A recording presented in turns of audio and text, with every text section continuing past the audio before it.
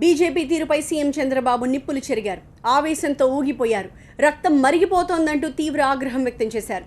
ఏపీకి చాలా చేశామంటూ బీజేపీ శాసనసభాపక్ష నేత విష్ణుకుమార్ రాజు సభలో చెబుతున్న సమయంలో ఒక్కసారిగా మండిపడ్డారు చంద్రబాబు.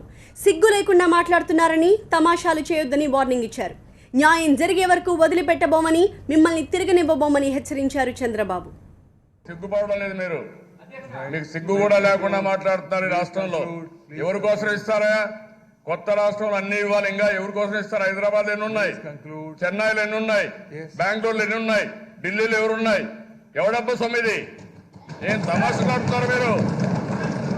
తినేవాళ్ళు ఉంటే మీ ఇష్ట ప్రకారం మాట్లాడుతున్నా మీరు? ఏమనుకుంటున్నారు? మామూలుగా ఉండే వాళ్ళకి ఉండే ఇది లేదా? మీ కామన్ మ్యాన్కు ఉండే ఇంట్రెస్ట్ లేదు. మీరు ప్రజాప్రతినిధిగా ఉండడానికి అర్హత లేదు మీకు. నేను చెప్తున్నా, రక్తం పొంగిపోతా ఉంది. ఊడిగం చేస్తారా మీరు ఈ రాష్ట్రంలో? ఎవరికి ఊడిగం చేస్తారు?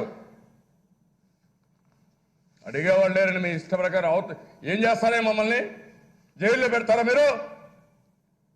తమాషాలు ఆడుతున్నారు మీ ఇష్ట ప్రకారం. Okay please. కాదండి, ఆవేదన ఉండదండి.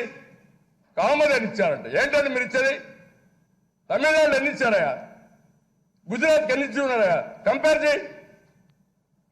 ఒక కొత్త రాష్ట్రం వస్తే సపోర్ట్ చేసేది పోయి సిగ్గుదులు పెట్టి మీరు మాట్లాడుతూ ఉంటే మేము ఇంట్లో కూర్చోవాలి. రోషం లేదు మాకు.